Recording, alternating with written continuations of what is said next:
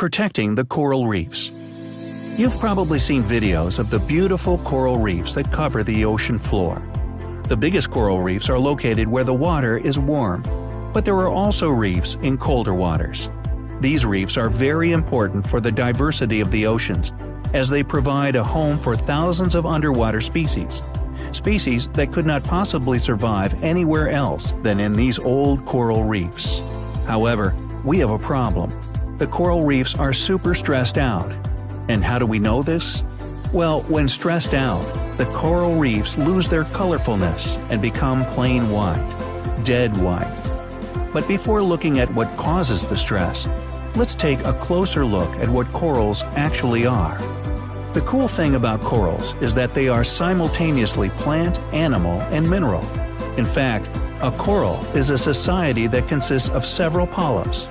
The coral animal forms a skeleton for itself from calcium carbonate, the same mineral used to build the Taj Mahal and that is found in chalk. The surface of the calcium carbonate is home to microscopically small fungi called zooxanthellae, aka zooks. The zooks feed the coral animals through photosynthesis, just like plants on Earth. So when corals stress out, the zooks from their surface die, which then leads to the coral itself to hunger. It's a vicious cycle. So what causes corals to stress out? There are 5 key factors: the rise in water temperature, the acidification of oceans, the eutrophication of oceans, water pollution, and fishing. Let's look at these 5 factors in closer detail. 1. Rise in temperature. In the years 2014 to 2017, practically all the corals in the world were stressed out at least once due to heat. During times of stress, some corals die, but fortunately some of them recover from the stress once the water temperatures decrease. The older corals don't recover as easily as the young ones. 2. Acidity of water. When carbon dioxide dissolves in water, carbonic acid is formed. Carbonic acid is a weak acid, but in large enough concentrations, it can affect even the acidity of oceans. Due to acidification, all the animals that build a calcium shell are in danger. These animals need carbonate ions to build a strong shell, but the acidification of oceans leads to a decrease in the concentration of carbonate ions in seawater. Acidic water also causes carbonate ions to dissolve off the surface of these animals, causing the shells to weaken. The change in acidity can also affect the metabolism of these animals. For instance, in acidic conditions, the animals may not be able to absorb enough iron and nitrogen. Number 3. Eutrophication.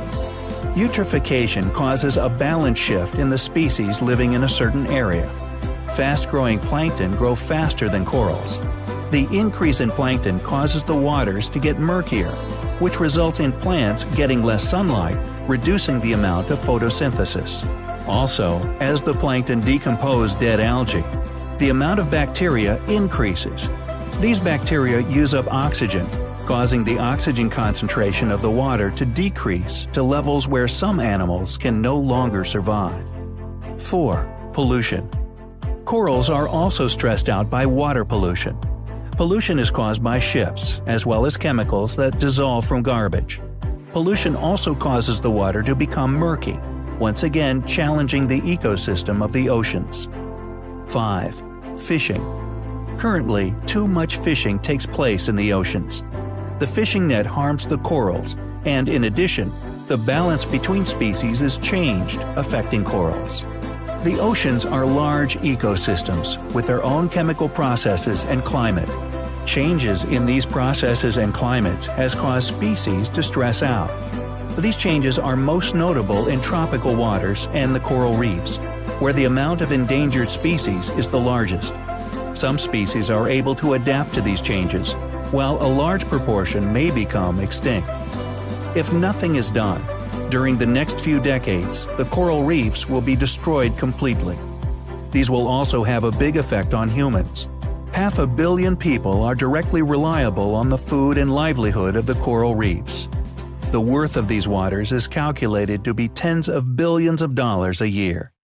Therefore, global agreements to reduce fishing, chemicalization, littering, and climate change are urgently needed. Better practice is also needed in land use and agriculture, as they currently increase eutrophication. So, what can you do to help save the corals? 1. Understand how shells react to acidic water. Your science teacher can instruct you on how to conduct an experiment on this. 2. Recycle your garbage, but you already knew this. 3. Let the corals be. Don't buy or collect them as souvenirs, and avoid swimming, fishing, and boating in areas where they grow. 4. Reduce your environmental impact. Examine how you and your community can reduce the chemicalization of waters and your carbon footprint. Finally, continue to educate yourself on the issue and help make others aware of this problem.